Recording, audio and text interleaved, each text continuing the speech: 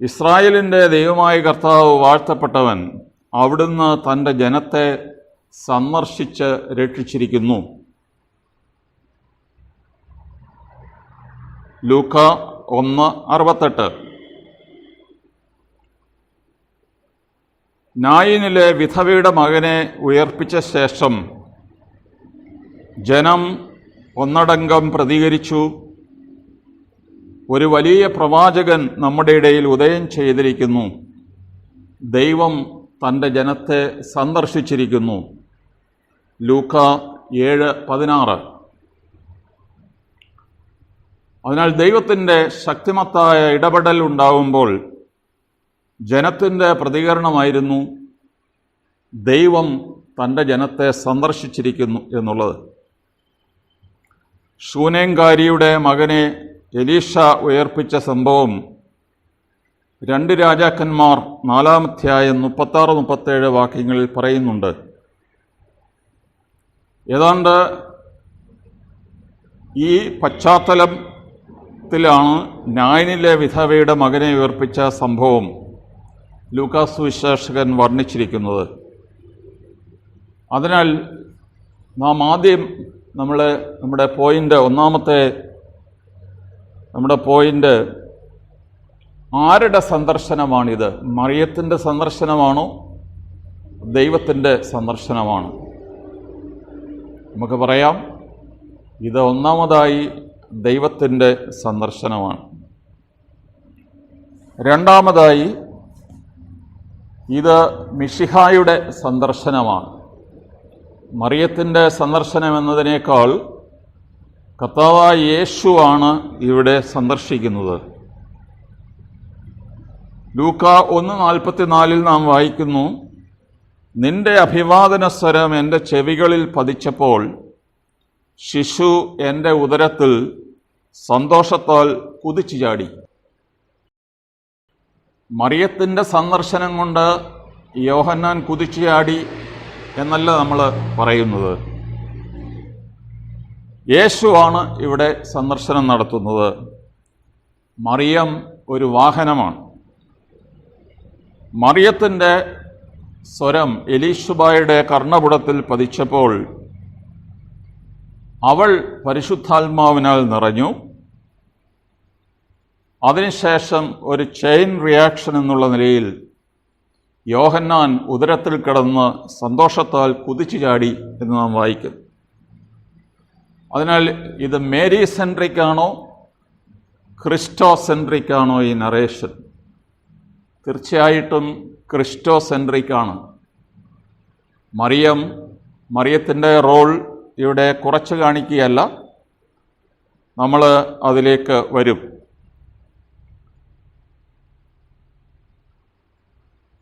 പരിശുദ്ധ എലീശുബായുടെ ഒരു spontaneous reaction എന്ന് നമുക്ക് വിളിക്കാം.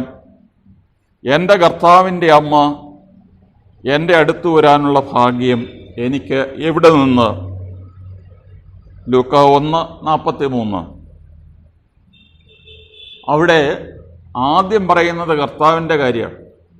എൻ്റെ കർത്താവിൻ്റെ അമ്മ, കർത്താവിനാണ് അവിടെ പ്രാധാന്യം, മറിയത്തിനല്ല എന്നുള്ള കാര്യം ഇവിടെ എടുത്തു പറയട്ടെ. അതിനാൽ ഇത് മിശിഹായുടെ മെസ്സിയാസിൻ്റെ സന്ദർശനമാണ്. പഴയ നിയമത്തിലേക്ക് കണ്ണോടിക്കുമ്പോൾ 2 പേടകങ്ങളുടെ കാര്യം പറയപ്പെടുന്നുണ്ട്. ഒന്ന് നോഹയുടെ പേടകം. ഉൽപ്പത്തി 6-ാം അധ്യായം 13 മുതൽ 22 വരെയുള്ള വാക്യങ്ങളിൽ എങ്ങനെ നോഹയുടെ വലിയ പേടകം, കപ്പൽ രക്ഷയുടെ അടയാളമായി ഭവിച്ചു എന്ന് പറയുന്നു. രണ്ടാമത്തേത് വാഗ്ദാന പേടകമാണ്. പുറപ്പാട് സംഭവത്തിൽ 25-ാം അധ്യായം 10 മുതൽ 22 വരെയുള്ള വാക്യങ്ങളിൽ എങ്ങനെ വാഗ്ദാന പേടകം നിർമ്മിക്കണമെന്നും ആ പേടകത്തിനുള്ളിൽ എന്തെല്ലാം സൂക്ഷിക്കണമെന്നും പറഞ്ഞിട്ടുണ്ട്. നോഹയുടെ പേടകം രക്ഷയുടെ അടയാളമായിരുന്നു. രണ്ടാമത്തെ പേടകത്തെ വിളിക്കുന്നത് വാഗ്ദാന പേടകമെന്നാണ്. അത് പ്രോമിസസ്, വാഗ്ദാനങ്ങൾ നിറഞ്ഞ ഒരു പേടകമാണ്.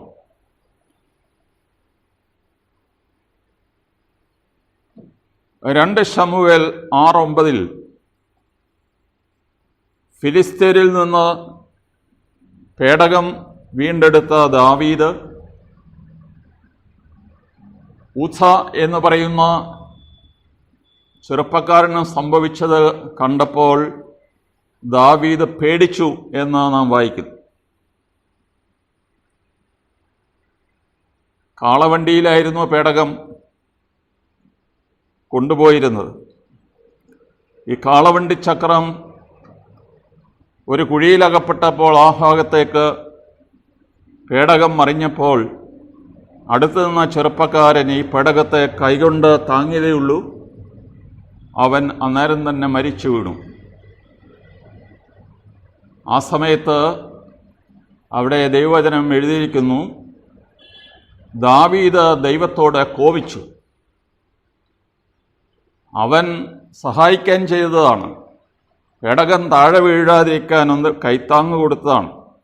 അവനെ എന്തുകൊണ്ട് ദൈവം ഇത്ര മാരകമായി ശിക്ഷിച്ചു എന്നുള്ളത് ഓർത്ത് ദാവീദ് ദൈവത്തോട് കോപിച്ചു.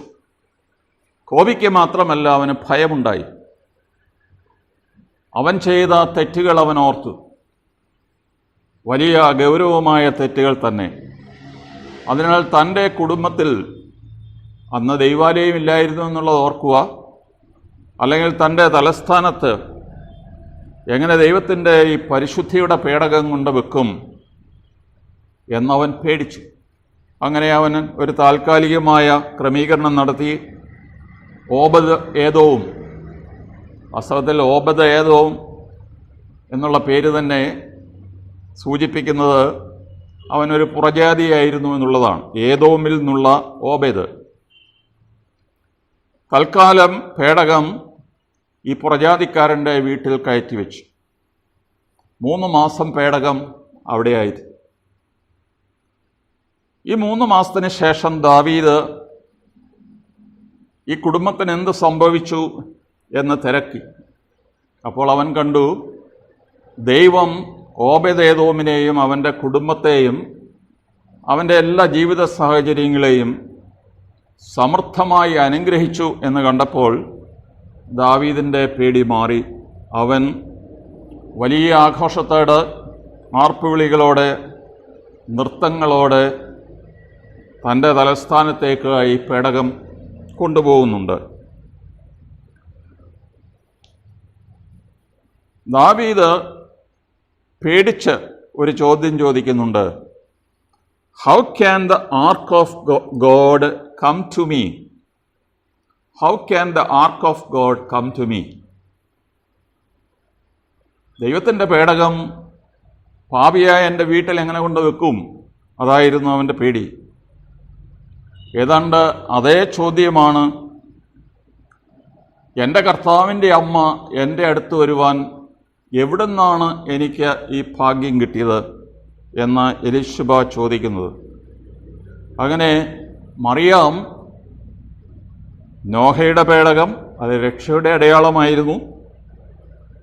രണ്ടാമത് അത് ആർക്ക് ഓഫ് ടെസ്റ്റിമണി, ദൈവത്തിൻ്റെ വാഗ്ദാനങ്ങൾ. അതിൽ 2 കൽപ്പലകൾ, അഹറോൻ്റെ തളിർത്ത വടി, മന്ന നിറഞ്ഞ ചെപ്പ്, ഇത്രയുമാണ് സൂക്ഷിച്ചിരുന്നത്. അത് ദൈവത്തിൻ്റെ തിരുസാന്നിധ്യമായി ഷെഖീന ആയിട്ട് കണക്കാക്കപ്പെട്ടിരുന്നു. മൂന്നാമത്തെ നമ്മുടെ പോയിന്റ്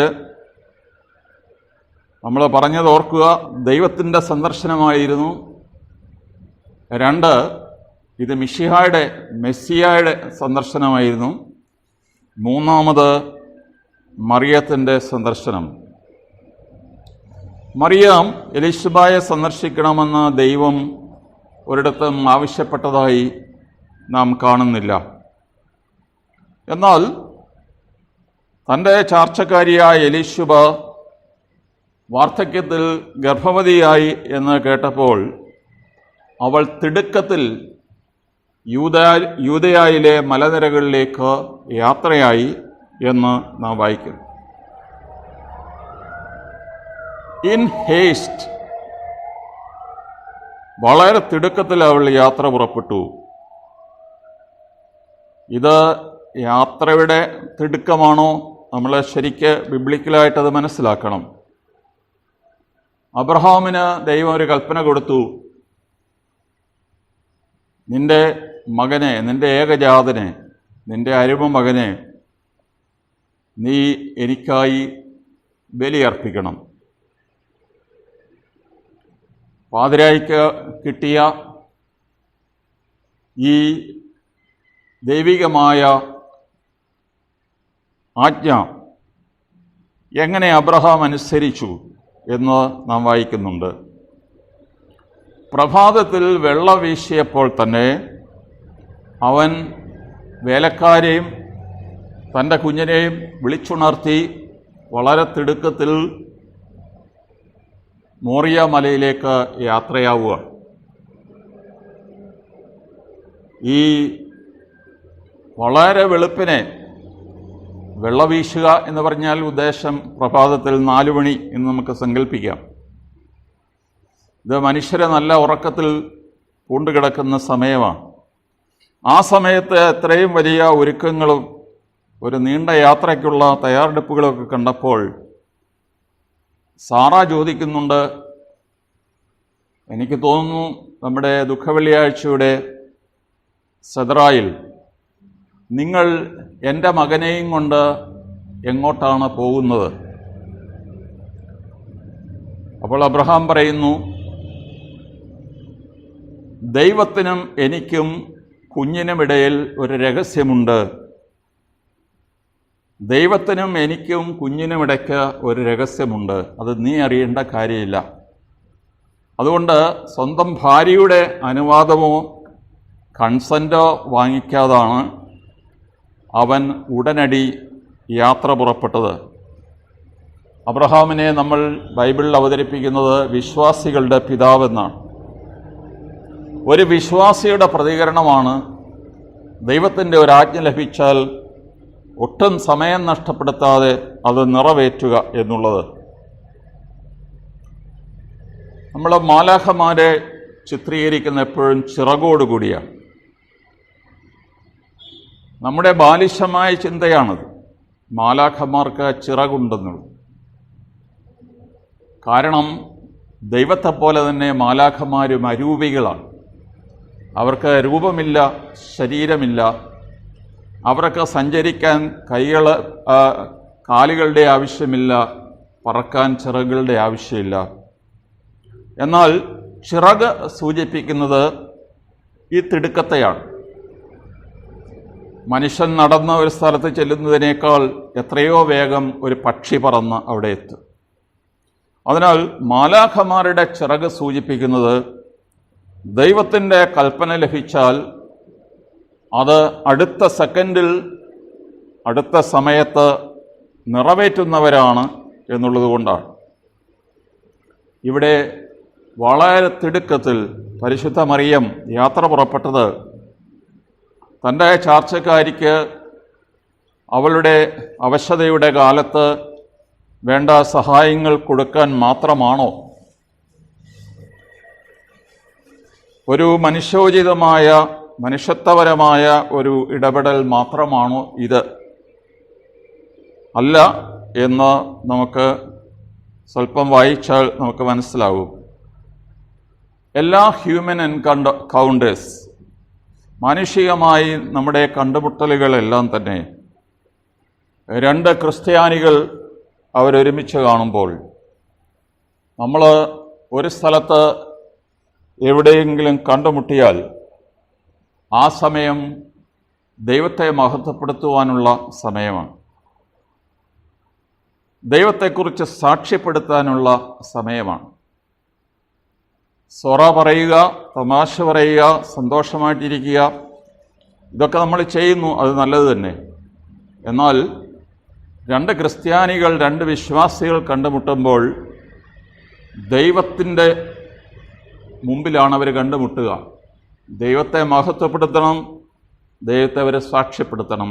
ഇവർ എലിശബായും മറിയവും രണ്ടുപേരും അതുതന്നെയാണ് ചെയ്തത്. അതിനാൽ ഇവിടെ മറിയം ആരായിരുന്നു? മറിയത്തെ ഒരു ഗ്രീക്ക് വാക്ക് ഉപയോഗിച്ച് നമുക്ക് വിളിക്കാം ക്രിസ്റ്റോഫൊറ, ക്രിസ്തുവിനെ വഹിക്കുന്നവൾ. പിതാക്കന്മാർ പരിശുദ്ധ മറിയത്തെ വേറൊരു വാക്കുകൂടി ഉപയോഗിച്ച് വിളിക്കുന്നുണ്ട്, ന്യൂമറ്റോഫൊറ, പരിശുദ്ധാത്മാവിനെ വഹിക്കുന്നവൾ.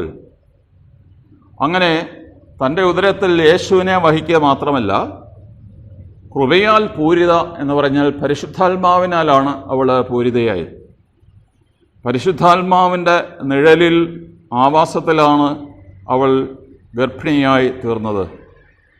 അതിനാൽ കൃപയാൽ പൂരിതയായ മറിയം, നമുക്കിങ്ങനെ പറയാം, ഒരു പാത്രം നിറഞ്ഞു കഴിഞ്ഞാൽ അത് കവിയും. സങ്കീർത്തനം 23 നാം വായിക്കുന്നു, എൻ്റെ പാനപാത്രം കവിഞ്ഞ് ഒഴുകുന്നു. പാനപാത്രം അത് വീഞ്ഞുകൊണ്ടാണ് നിറഞ്ഞ് ഒഴുകുന്നത്. വീഞ്ഞ് സന്തോഷത്തിൻ്റെ പ്രതീകമാണ്. എൻ്റെ പാനപാത്രം കവിഞ്ഞൊഴുകുന്നു എന്ന് പറഞ്ഞാൽ എൻ്റെ ഹൃദയം സന്തോഷത്താൽ പൂരിതമായി അത് മറ്റുള്ളവരിലേക്ക് പ്രവഹിക്കുന്നു എന്നുള്ളതാണ്. സന്തോഷം എന്ന് പറയുന്നത് പരിശുദ്ധാത്മാവിൻ്റെ ഒരു ഫലമാണ്. പരിശുദ്ധാത്മാവിൻ്റെ 7 വരങ്ങൾ, പരിശുദ്ധാത്മാവിൻ്റെ ഫലങ്ങൾ 12 എന്ന് വായിക്കാറുണ്ട്. സൺഡേ സ്കൂളിൽ അങ്ങനെയാണ് നമ്മൾ പഠിക്കുക. പക്ഷേ ഇവിടെ ബിബ്ലിക്കലായിട്ടുള്ള ഒരു തിരുത്തലുണ്ട്. ഫലങ്ങൾ എന്ന് ബൈബിളിൽ പറഞ്ഞിട്ടില്ല, ഫലം എന്ന് മാത്രമേ പറഞ്ഞിട്ടുള്ളൂ. പരിശുദ്ധാത്മാവിൻ്റെ ഫലം. പക്ഷേ ഈ പരിശുദ്ധാത്മാവിൻ്റെ ഒരു ഫലത്തിന് 12 വകഭേദങ്ങളുണ്ട് എന്ന് വേണം നമ്മൾ മനസ്സിലാക്കുക. മലങ്കര തക്സായിൽ മാർ സുസ്തോസിൻ്റെ വിശുദ്ധ സുസ്തോസ് മാർപ്പാപ്പ, റോമിലെ മാർപ്പാപ്പയായിരുന്നു. അദ്ദേഹത്തിൻ്റെ കുർബാനക്രമത്തിലെ അനാഫ്രയിലെ 3-ാമത്തെ ആശീർവാദത്തിന് മുമ്പായിട്ട് ചൊല്ലുന്ന പ്രാർത്ഥനയിൽ, കർത്താവേ, നിൻ്റെ സർവ്വവിധമായ കൃപകളും അനുഗ്രഹങ്ങളും ദാനങ്ങളും നിൻ്റെ സഭയിലും അജഗണത്തിലും ഇടവകയിലും വന്ന് ആവസിച്ച് കവിഞ്ഞ് ഒഴുകുമാറാകണമേ എന്നാണ് നാം പ്രാർത്ഥിക്കുക. കർത്താവിൻ്റെ സർവ്വവിധമായ കൃപകളും അനുഗ്രഹങ്ങളും ദാനങ്ങളും സഭയിൽ വന്ന് ആവസിച്ച് കവിഞ്ഞ് ഒഴുകണം. അതിനാൽ പരിശുദ്ധാത്മാവിനാൽ നിറഞ്ഞ മറിയം, യേശുവിനെ വഹിക്കുന്ന മറിയം ഇപ്പോൾ നിറഞ്ഞ് ഒഴുകുകയാണ്. അവളെ കണ്ടുമുട്ടുന്ന എല്ലാവരിലേക്കും അവൾ പരിശുദ്ധാത്മാവിനെ നൽകുകയാണ്. പരിശുദ്ധാത്മാവിൻ്റെ ഫലമാകുന്ന സന്തോഷം നൽകുകയാണ്. മറിയം അപ്രതീക്ഷിതമായി, കാരണം അവൾ ഫോൺ വിളിച്ചോ മെസ്സേജ് കൊടുത്തിട്ടോ ഒന്നുമല്ല പോകുന്ന കാലത്ത്, വെറുതെ അങ്ങ് പോവുകയാണ്. കമ്മ്യൂണിക്കേഷൻ വളരെ പരിമിതമായിരുന്ന കാലം നമ്മൾ സങ്കല്പിക്കുക. 2000 വർഷം മുമ്പ് മറിയം അപ്രതീക്ഷിതമായിട്ടാണ് വീട്ടിൽ കയറി വന്നത്. പക്ഷേ അവൾ അഭിവാദനം അർപ്പിച്ചപ്പോൾ എലിശബ പരിശുദ്ധാത്മാവിനാൽ നിറഞ്ഞു എന്ന് നാം വായിക്കും. പരിശുദ്ധാത്മാവിനാൽ നിറഞ്ഞിട്ടാണ് അവൾ പറഞ്ഞത്, എൻ്റെ കർത്താവിൻ്റെ അമ്മ. അവൾ കർത്താവിൻ്റെ അമ്മയായെന്ന് പരിശുദ്ധാത്മാവ് മുഖാന്തരമല്ലാതെ എങ്ങനെ എലിശബയ്ക്ക് മനസ്സിലായി? അപ്പോൾ പരിശുദ്ധാത്മാവിനാൽ നിറയുമ്പോഴാണ് നമ്മുടെ കണ്ണ് തുറക്കുന്നത്. സാധാരണ കണ്ണുകൊണ്ടല്ല, വിശ്വാസത്തിൻ്റെ കണ്ണുകൊണ്ട്, ദൈവം നമുക്ക് തരുന്ന കണ്ണുകൾ കൊണ്ട് ഈ ബാലികയെ കണ്ടപ്പോൾ അവളെ വിളിച്ചത് എൻ്റെ കർത്താവിൻ്റെ അമ്മ എന്നാണ്. അവൾ സന്തോഷത്താൽ പരിശുദ്ധാത്മാവിനാൽ നിറഞ്ഞു. അവളുടെ ഉദരത്തിലെ പ്രജയും പരിശുദ്ധാത്മ പൂരിതനായി. അങ്ങനെ അവൻ പരിശുദ്ധാത്മാവിനാൽ, ഇവിടെ പ്രജ എന്ന് പറയുന്നത് യോഹന്നാൻ സ്നാപകനാണ്. അത് സംഭവിച്ചു കഴിഞ്ഞപ്പോൾ എന്താണ് ഇവിടെ നടക്കുക? 2 ശമൂവേൽ 6:14 മുതൽ 22 വരെയുള്ള വാക്യങ്ങളിൽ കർത്താവിൻ്റെ വാഗ്ദാന പേടകം തൻ്റെ തലസ്ഥാനത്തേക്ക് കൊണ്ടുവരുന്ന സന്ദർഭത്തിൽ ദാവീദ് സർവ്വതും മറന്നിട്ട് ഈ പേടകത്തിൻ്റെ മുമ്പിൽ തുള്ളിച്ചാടി എന്ന് നാം വായിക്കുന്നു. അതിനെക്കുറിച്ച് സാവൂളിൻ്റെ പുത്രി, തൻ്റെ ഭാര്യ, അനേകം സ്ത്രീകളുടെ മുമ്പിൽ ദാവീദ് ഇങ്ങനെ തുള്ളിച്ചാടിയപ്പോൾ അവഹേളനാപാത്രമായി എന്നൊക്കെ പരാതിപ്പെടുന്ന നമ്മൾ കാണുന്നുണ്ട്. കാരണം അവൻ വേണ്ട പോലെ രാജകീയമായ വസ്ത്രമൊന്നും ധരിക്കാതെ ഈ പേടകത്തിൻ്റെ മുമ്പിൽ തുള്ളിച്ചാടി അത് അവൻ സ്വയം അവമാനിക്കുകയായിരുന്നു എന്നൊക്കെ പറയുന്നുണ്ട്. പക്ഷേ അവൻ പറയുന്നു, എൻ്റെ കർത്താവിൻ്റെ മുമ്പിൽ, ഈ ജനത്തിൻ്റെ മുകളിൽ എന്നെ രാജാവാക്കിയ എൻ്റെ ദൈവത്തിൻ്റെ മുമ്പിൽ നിൻ്റെ എല്ലാ അവഹേളനങ്ങളും മറന്ന് ഞാൻ തുള്ളിച്ചാടും എന്ന് ദാവീദ് പറയുകയാണ്. ഇത് തന്നെയാണ്, ഈ പശ്ചാത്തലത്തിലാണ് സ്നാപകയോഹന്നാൻ്റെ തുള്ളിച്ചാടൽ നമ്മൾ മനസ്സിലാക്കും. എൻ്റെ കർത്താവിൻ്റെ മുമ്പിൽ ഞാൻ സർവ്വതും മറന്ന് തുള്ളിച്ചാടും. നമ്മുടെ 5-ാമത്തെ പോയിന്റ്, പരിശുദ്ധ മറിയത്തിൻ്റെ യാത്ര ഒരു മിഷൻ യാത്രയായിരുന്നു എന്നുള്ളതാണ്. പരിശുദ്ധ മറിയത്തെ പലപ്പോഴും ചിത്രീകരിക്കുമ്പോൾ ഒരു നീലറിൽ മുട്ടുകുത്തി സർവ്വസമയം പ്രാർത്ഥിച്ചുകൊണ്ടിരിക്കുന്ന ഒരു പെൺകുട്ടിയുടെ ഒരു ചിത്രമാണ് നമ്മുടെ മനസ്സിൽ തെളിഞ്ഞു വരുന്നത്. എന്നാൽ നമ്മൾ ബൈബിൾ ശ്രദ്ധയോടെ വായിച്ചാൽ മറിയം നിരന്തരമായി യാത്രയിലായിരുന്ന ഒരു സ്ത്രീയാണ്. നാസറത്ത് ജെറൂസലേം എത്ര പ്രാവശ്യമാണ് നടന്നത്? ഇത് 140 കിലോമീറ്റർ ദൂരം. അന്നത്തെ കാലത്ത് കാടും മേടും മലയും താഴ്വാരങ്ങളും ഒക്കെ താണ്ടിയാണ് ഈ യാത്ര എന്ന് വിചാരിക്കുക. അവൾ പേരെഴുതിക്കാനായിട്ട് യൗസേപ്പിനോടൊപ്പം യാത്ര ചെയ്തു. 12 വയസ്സിൽ വീണ്ടും ജെറുസലേമിലേക്ക് യാത്ര ചെയ്ത് നമുക്കറിയാം. കർത്താവിൻ്റെ പരസ്യ ജീവിതകാലത്ത് ഈ അമ്മ പലപ്പോഴും കൂടെ ഉണ്ടായിരുന്നതായിട്ട് നമുക്കറിയാം. ഏറ്റവും പ്രധാനമായിട്ട് തൻ്റെ പീഡാസഹനത്തിൻ്റെ ആഴ്ചയിൽ കർത്താവിനെ വിട്ടുപോകാതെ കാൽവരി വരെ യേശുവിനെ പിന്തുടർന്നു.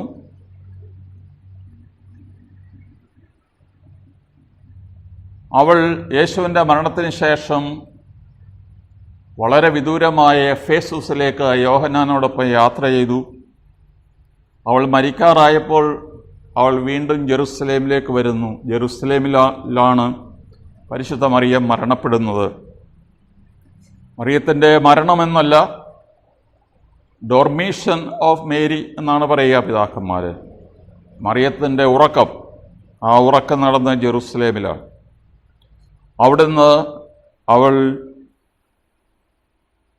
സ്വർഗാരോപണം, ദൈവം അവളെ സ്വർഗത്തിലേക്ക് എടുത്തു. സ്വർഗത്തിലെത്തുന്നിടം വരെ അവൾ നിരന്തരമായ യാത്രയിലെ. ഈ യാത്ര എന്ന് പറയുന്നത് കൊണ്ട് മിഷണറി ആകണമെന്നില്ല. പക്ഷേ അവൾ ചെന്നിടത്തെല്ലാം യേശുവിനെ കൊടുത്തു, യേശുവിൻ്റെ സന്തോഷം നൽകി, യേശുവിൻ്റെ സദ്വാർത്ത നൽകി എന്നുള്ളതുകൊണ്ട് അവളെ നമ്മൾ ഒരു മിഷണറി എന്ന് വിളിക്കുന്നു. അതുകൊണ്ടാണ് സഭയുടെ രഹസ്യത്തെക്കുറിച്ച് 2-ാം വത്തിക്കാൻ സിനോദോസ് പറഞ്ഞപ്പോൾ മറിയത്തെക്കുറിച്ച് ഒരു ഡിഗ്രി വേറെ വേണം എന്ന് ചില പിതാക്കന്മാർ നിർദ്ദേശിച്ചപ്പോൾ ഭൂരിഭാഗവും പറഞ്ഞു, അങ്ങനെയല്ല വേണ്ടത്, സഭയുടെ രഹസ്യത്തിൻ്റെ കൂടെയാണ് മറിയത്തിൻ്റെ കാര്യം പറയേണ്ടത്. അങ്ങനെ പരിശുദ്ധ മാതാവിൻ്റെ സ്ഥാനം സഭയ്ക്കുള്ളിലാണ്. സഭയുടെ രഹസ്യമായിട്ട് ഉൾച്ചേർന്നിരിക്കുന്ന രഹസ്യമാണ് പരിശുദ്ധ മറിയം. പരിശുദ്ധ മറിയത്തെ മാനിക്കാൻ ആരാണ് പഠിപ്പിച്ചത്? ഒന്ന്, ഗബ്രിയേൽ മാലാഖ. രണ്ട്, പരിശുദ്ധാത്മാവ് നിറഞ്ഞ എലിശുബ. എലിശുബയുടെ ഒരു പ്രൊഫറ്റിക് അട്ടറൻസ്, ഒരു പ്രവാചികയുടെ ശബ്ദമായിരുന്നു. എന്താണ് അതിന് തെളിവ്? ഷീ അട്ടേഡ് വിത്ത് എ ലൗഡ് വോയിസ് എന്ന് പറയാറുണ്ട്. ബൈബിളിൽ ഒരാൾ സാധാരണ സംസാരിക്കുന്ന ഒരു സ്വരമുണ്ട്. വിത്ത് എ ലൗഡ് വോയിസ് എന്ന് പറഞ്ഞതിൻ്റെ അർത്ഥം ഇറ്റ്സ് എ പ്രൊഫറ്റിക് അട്ടറൻസ് എന്നാണ്. ഒരു പ്രവാചകൻ സംസാരിക്കുമ്പോഴാണ് അങ്ങനെ സ്വരമുയർത്തി എല്ലാം മറന്ന് സംസാരിക്കുക. കൃപ നിറഞ്ഞ മറിയമേ എന്നുള്ളത് പരിശുദ്ധ മാലാഖ, ഗബ്രിയേൽ മാലാഖ നമ്മളെ പഠിപ്പിച്ചതാണ്. എൻ്റെ ആത്മാവ് കർത്താവിനെ മഹത്വപ്പെടുത്തുന്നു എന്നുള്ളത് മറിയം തന്നെ പഠിപ്പിച്ച പ്രാർത്ഥനയാണ്. ഒരു ദിവസം എത്ര പ്രാവശ്യമാണ് കോടിക്കണക്കിന് വിശ്വാസികൾ ഈ പ്രാർത്ഥന ചൊല്ലുന്നത്? പരിശുദ്ധ മറിയത്തിൻ്റെ സ്തോത്രഗീതം മലങ്കര സഭയിൽ രാത്രി പ്രാർത്ഥനയിലും ഞായറാഴ്ചകളിൽ പ്രഭാത പ്രാർത്ഥനയിലൊക്കെ ചേർത്ത് ചൊല്ലാറുണ്ട്. എന്നാൽ ലത്തീൻ റീത്തിൽ എല്ലാ സന്ധ്യാനമസ്കാരത്തോടും ചേർന്ന് ചൊല്ലുന്ന ഒരു സംഗതിയാണ്, ഒരു പ്രാർത്ഥനയാണ് എൻ്റെ ആത്മാവ് കർത്താവിനെ മഹത്വപ്പെടുത്തുന്നു. അതുപോലെ എല്ലാ പ്രഭാത പ്രാർത്ഥനയിലും അവർ ചൊല്ലുന്ന ഒരു സംഗതിയാണ് വിശുദ്ധ സക്കറിയായുടെ സ്തോത്രഗീതം. അങ്ങനെ ആദ്യത്തെ ഈ കാൻഡിക്കിൾസ് അല്ലെങ്കിൽ ഈ സ്തോത്രഗീതങ്ങൾ എങ്ങനെ സഭയുടെ ആരാധനക്രമത്തിൽ സ്ഥലം പിടിച്ചു എന്നുള്ള കാര്യം നമ്മൾ ചിന്തിക്കേണ്ടതാണ്. ചില പ്രൊട്ടസ്റ്റൻ്റ് സഭകൾ മറിയത്തെ വണങ്ങുന്നില്ല. അവർ തിരിച്ച് കത്തോലിക്കരെ, ഓർത്തഡോക്സുകാരെയൊക്കെ കുറ്റപ്പെടുത്തി പറയാറുണ്ട്, നിങ്ങൾ മറിയത്തെ ആരാധിക്കുന്നു. ഇത് ഒരിക്കലും ശരിയല്ല. മറിയത്തെ ആരും ആരാധിക്കുന്നില്ല, ആരാധിക്കാൻ പാടില്ല. അവൾ നമ്മളെപ്പോലെ തന്നെ ഒരു മനുഷ്യ സ്ത്രീയാണ്. എന്നാൽ പരിശുദ്ധ മറിയത്തെ വണങ്ങാൻ ദൈവത്തിൻ്റെ മുമ്പിൽ ശുശ്രൂഷിക്കുന്ന ഗബ്രിയേൽ ദൂതനാണ് നമ്മളെ പഠിപ്പിച്ചത്. പരിശുദ്ധ മറിയത്തെ വന്ദിക്കുവാൻ നമ്മളെ പഠിപ്പിച്ചത് തൻ്റെ പുത്രനായ യേശു മിശിഹായാണ്. നിന്നെ വഹിച്ച ഉദരവും നിന്നെ പാലൂട്ടിയ മുലകളും ഭാഗ്യമുള്ളവ എന്ന ഒരു സ്ത്രീ ജനക്കൂട്ടത്തിൽ നിന്ന് വിളിച്ചു പറഞ്ഞു. യേശു അത് കേട്ട് ഒരു തിരുത്തൽ നടത്തി. ദൈവവചനം കേട്ട് അത് പാലിക്കുന്നവരാണ് കൂടുതൽ ഭാഗ്യവാന്മാർ. അപ്പോൾ മറിയത്തെ തള്ളിപ്പറയുകയാണോ, മറിയത്തെ അംഗീകരിക്കുകയാണോ? ഇവിടെ ദൈവവചനം കേട്ട് അത് പാലിക്കുന്നവരാണ് ഭാഗ്യവാന്മാർ. പരിശുദ്ധ മറിയം ദൈവത്തിൻ്റെ മാതാവ് എന്നുള്ള നിലയിൽ തീർച്ചയായിട്ടും അവളെ നമ്മൾ മാനിക്കും. എന്നാൽ രണ്ടാമത്തെ കാരണം, ദൈവത്തിൻ്റെ വചനം അത് തൻ്റെ ഉള്ളിൽ സ്വീകരിക്കുകയും ആ വചനം ഗർഭം ധരിച്ച് മാംസം ധരിച്ച് ലോകത്തിന് നൽകുകയും ചെയ്തവളാണ് പരിശുദ്ധ മറിയം. ഒന്നാമത്തെ വിശ്വാസിനിയാണ് മറിയം. കർത്താവ് അരുളി ചെയ്ത കാര്യങ്ങൾ നിറവേറുമെന്ന് വിശ്വസിച്ചവൾ ഭാഗ്യവതി. ലൂക്ക 1:45. അതിനാൽ പരിശുദ്ധ മറിയം ഒന്നാമത്തെ വിശ്വാസിനിയാണ്. അവൾ കർത്താവിൻ്റെ തന്നെ ശിഷ്യയാണ്. കർത്താവിൻ്റെ മാതാവാണ് എങ്കിൽ പോലും കർത്താവിൻ്റെ ശിഷ്യയാണ്. കർത്താവിനെ നിരന്തരമായി അനുധാവനം ചെയ്തവളാണ്. അതിനാൽ അവളെ മാനിക്കാതിരിക്കുവാൻ സഭയ്ക്ക് സാധിക്കുകയില്ല. നമ്മൾ നിർത്തുകയാണ്. ഈ കൂടിക്കാഴ്ച, മറിയവും എലിശബയും തമ്മിലുള്ള കൂടിക്കാഴ്ച സന്തോഷത്തിൻ്റെ നിമിഷങ്ങളായിരുന്നു. ഈ റിജോയ്സിങ് ലീഡ്സ് ടു സെലിബ്രേഷൻ. ദൈവത്തിലാണ് അവർ സന്തോഷിക്കുക. ഫിലിപ്പിയർ ലേഖനം 4-ാം അധ്യായം 4-ാം വാക്യത്തിൽ വിശുദ്ധ പൗലോസ് ഫിലിപ്പിയിലെ ക്രിസ്ത്യാനികളെ ഉത്ബോധിപ്പിക്കുന്നു. നിങ്ങൾ കർത്താവിൽ സന്തോഷിക്കുവിൻ, ഞാൻ വീണ്ടും പറയുന്നു സന്തോഷിക്കുവിൻ. ഈ സന്തോഷം സെലബ്രേഷനിലേക്ക്, ആഘോഷത്തിലേക്ക് നയിക്കണം. എൻ്റെ ചിത്തം എൻ്റെ രക്ഷകനായ ദൈവത്തിൽ ആനന്ദിക്കുന്നു. ഈ ആനന്ദം കള്ളുകുടിച്ച ലഹരിയിലായി ഉള്ള ഒരു കള്ളുകുടിയൻ്റെ സന്തോഷമല്ല, അല്ലെങ്കിൽ ഭൗമികമായ എന്തെങ്കിലും അനുഭവിച്ചിട്ടുള്ള ഒരു ആനന്ദമല്ല. എൻ്റെ ചിത്തം എൻ്റെ രക്ഷകനായ ദൈവത്തിൽ ആനന്ദിക്കും. നമ്മൾ മനസ്സിലാക്കേണ്ടത് സ്നേഹവും സന്തോഷവും ഡിഫ്യൂസീവാണ് ബൈ നേച്ചർ. ഡിഫ്യൂസീവ് എന്ന് പറഞ്ഞാൽ സ്വയം പരക്കുന്നതാണ്. എൻ്റെ കയ്യിൽ ഒരു കുപ്പി പെർഫ്യൂമുണ്ട്. അത് അടച്ചിരിക്കുമ്പോൾ ആ പെർഫ്യൂം പുറത്തു വരുന്നില്ല. അത് തുറന്നു വെച്ച് കഴിഞ്ഞാൽ ആ മുറിയിലെല്ലാം സൗരഭ്യം നിറയും എന്ന് പറയുന്നത് പോലെ, ഇവിടെ കന്യകമറിയാൻ കടന്നു വന്നപ്പോൾ എലിശബ സന്തോഷിച്ചു. സ്നാപയോഹന്നാന്റെ ജനനത്തിൽ അയൽക്കാരും ബന്ധുക്കളും അവളോടൊത്ത് സന്തോഷിച്ചു. അതുകൊണ്ട് ഇത് പകരുന്ന സന്തോഷമാണ്. നമ്മുടെ ആരാധനക്രമത്തിലും ഈ സന്തോഷം, ഈ സെലിബ്രേഷൻ നമുക്കുണ്ട്. അതുകൊണ്ടാണ് നമ്മൾ സന്തോഷത്തോടെ നമ്മുടെ ആരാധനയിൽ പങ്കെടുക്കുന്നത്. മറിയത്തിൻ്റെ സ്തോത്രഗീതവും സക്രിയയുടെ സ്തോത്രഗീതവും ആദ്യത്തെ ലിറ്റർജിയായിരുന്നു. ഇത് നമ്മൾ പലപ്പോഴും ശ്രദ്ധിക്കാതെ പോകുന്നതാണ്. ആ ലിറ്റർജി ഇന്നുവരെ എല്ലാ ദിവസവും നമ്മൾ ചൊല്ലുന്ന ഒരാരാധനയാണ്. 2000 വർഷമായിട്ട് തുടർന്നു വരുന്ന സഭയുടെ പാരമ്പര്യമാണ്. അപ്പോൾ റിജോയ്സിങ് ലീഡ്സ് ടു സെലിബ്രേഷൻ. ആ വലിയ സെലിബ്രേഷനിലാണ് നമ്മൾ പങ്കുകൊള്ളുന്നത്. പരിശുദ്ധ മറിയത്തിൻ്റെ റോൾ ക്രിസ്റ്റോഫറ ന്യൂമറ്റോഫറ, കർത്താവായ യേശുവിനെ നമുക്ക് പരിശുദ്ധാത്മാവിനെ നൽകുന്നവളുമാണ്. അവളിൽ പരിശുദ്ധാത്മാവ് പൂരിതയായപ്പോൾ, പരിശുദ്ധാത്മാവിനാൽ പൂരിതയായപ്പോൾ അവൾ നിറഞ്ഞ് കവിഞ്ഞ് ഒഴുകി.